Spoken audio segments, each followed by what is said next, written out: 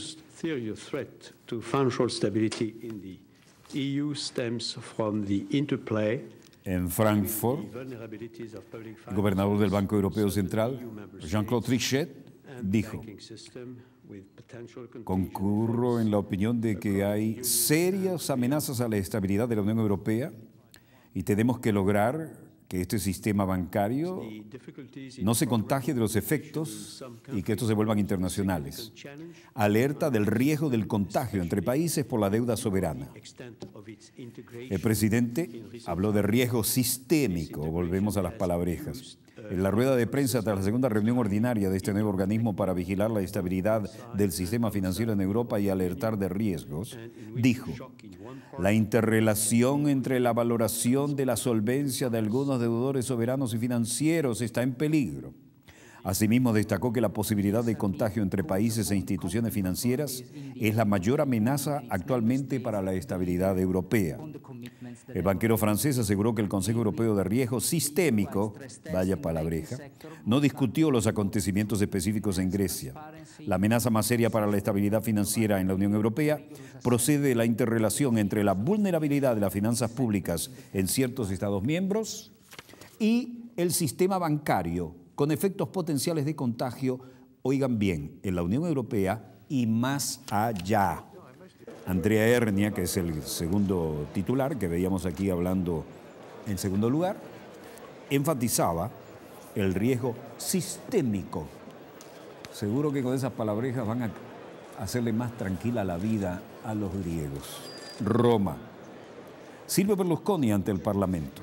Italia está cansada del gobierno de Berlusconi. Los días 12 y 13 de junio los italianos votaron en el referendo nacional y los resultados del plebiscito no dejan lugar a dudas. En términos jurídicos se trata de una separación porque para un divorcio legal hacen falta los comicios generales. Basta de Berlusconi. Los adversarios más acérrimos del Cavaliere afirman que el primer ministro todavía tuvo mucha suerte. Se acerca el verano, las vacaciones, los italianos no están para la política, pero de convocarse el referendo en otoño, Berlusconi perdería su insignificante mayoría en el Parlamento e iría de inmediato a las urnas electorales, como quien va al cadalso, ¿no? Pero Umberto Bossi con la Liga Norte puede condicionarlo todavía.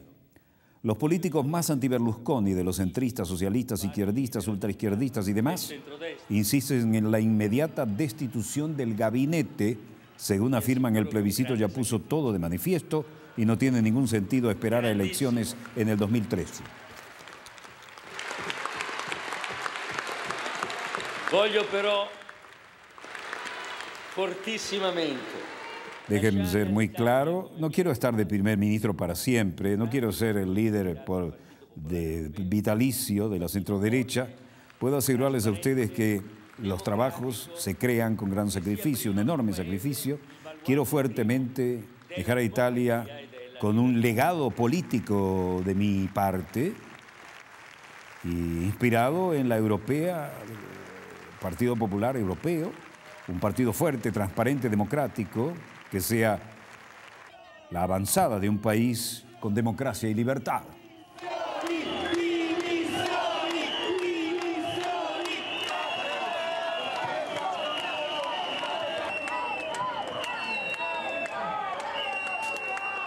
Bueno, afuera el pueblo se expresaba, ¿no? Y se acabaron todos los huevos que tenían a mano, pero no se los pudieron tirar al Cavaliere. No obstante, hicieron un lindo omelette en las paredes de los edificios.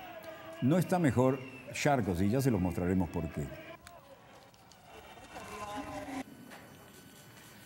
En Francia, el presidente propuso regular mercados y afrontar los reveses de la reunión del G20.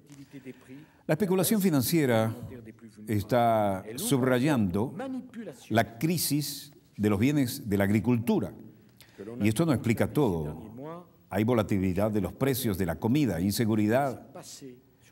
Todos los asuntos están perfectamente concadenados y todos los mercados, incluyendo hasta el del cacao, están en irregularidades. No quiero hablar de una lotería donde se juega con cinismo al futuro de esto. Tenemos que resguardar a aquellos que producen y aquellos que también sufren las consecuencias. Sarkozy buscó con sus palabras el respaldo de los ministros de Agricultura del grupo de las 20 principales economías, el G20, en torno a la necesidad de imponer regulaciones en el mercado. ¿Cómo es esto? Para Grecia todos son las leyes del mercado, pero aquí estos quieren regular el mercado. Al inicio de la primera cumbre agrícola de la entidad, de los G20. Un mercado que no está regulado no es un mercado, sino una lotería donde la fortuna favorece a los más audaces en lugar de recompensar el trabajo, la inversión y la creación de valor, dijo Sarkozy. Interesante. La reinversión, la transparencia, la coordinación, la regulación, estas son palabras claves de un plan de acción que se debe desarrollar con el ministro de Agricultura francés, Bruno Le Maire. Caramba, el hombre está hablando de meterle mano al mercado y a fondo, en todos los aspectos. París considera como prioridad imponer normas comerciales más estrictas para los mercados de materias primas durante su presidencia del G20, pero países como Gran Bretaña, por supuesto, dicen que no. No jueguen con nuestra alimentación.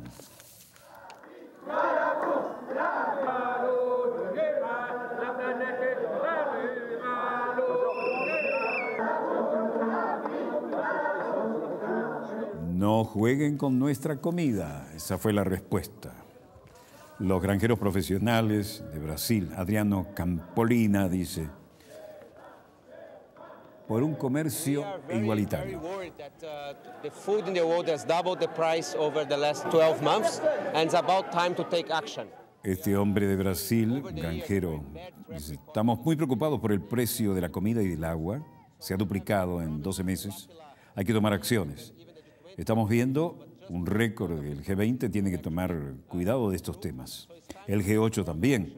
Hay demasiada crisis y especulación.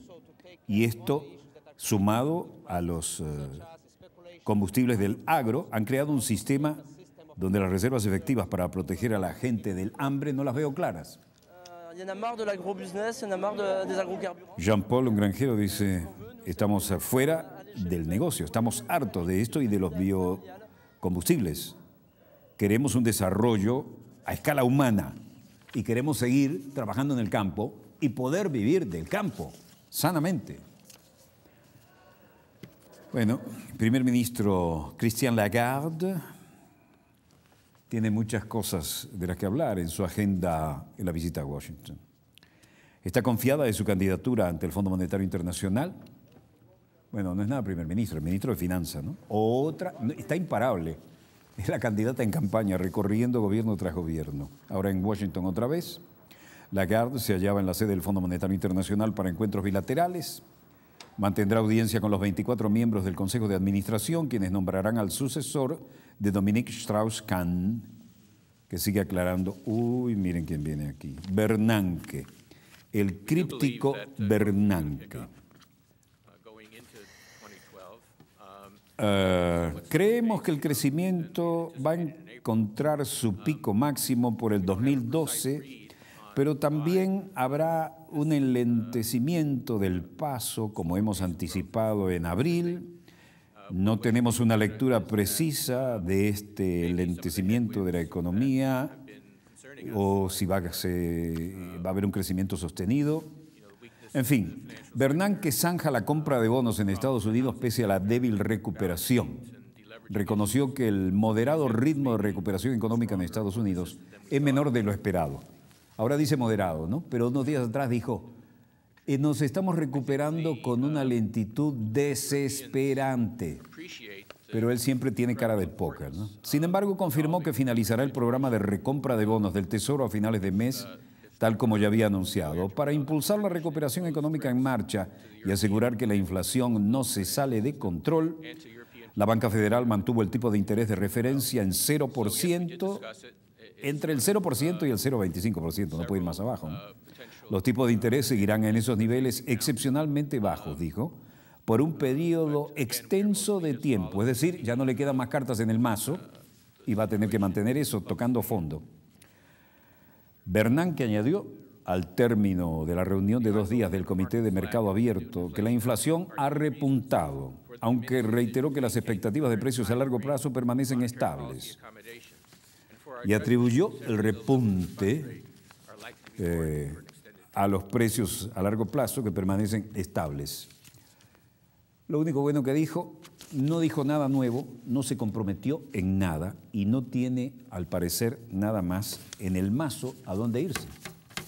Bueno, nos dio la espalda, como siempre, nos dijo con las interrogantes, y yo me voy a incrustar en esa imagen, porque acabamos de recibir información de última hora, no necesariamente vinculada con el señor críptico, que nunca nos dice la verdad de la milanesa. Tenemos dos noticias para compartir con ustedes leyendo, porque no tenemos el tiempo necesario. La primera dice que la presidenta de Argentina sufrió un golpe y un corte en la cabeza, pero está bien. Y parece que esto es de una fuente oficial. Dice Buenos Aires.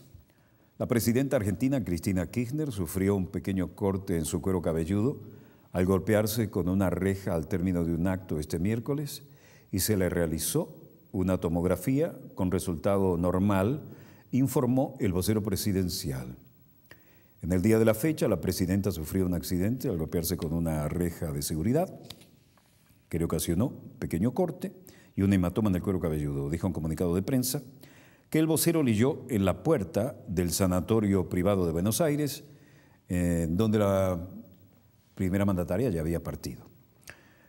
El vocero aseguró que por protocolo se ha trasladado al sanatorio Tamendi, donde se le realizó una tomografía de cabeza y cuello, y los resultados fueron normales. No obstante, aseguró que la unidad médica presidencial recomendó que las actividades de mañana se realicen desde la Quinta Presidencial de Olivos, es decir, la residencia oficial que está en las afueras de Buenos Aires. Y también nos acaba de llegar otra que tiene que ver con el expresidente Uribe. Ustedes recuerdan que le habían dado unas cátedras muy importantes en Estados Unidos y los propios alumnos le hicieron manifestaciones, lo declararon persona no grata, a lo cual se sumó el cuerpo académico por sus antecedentes, ¿no?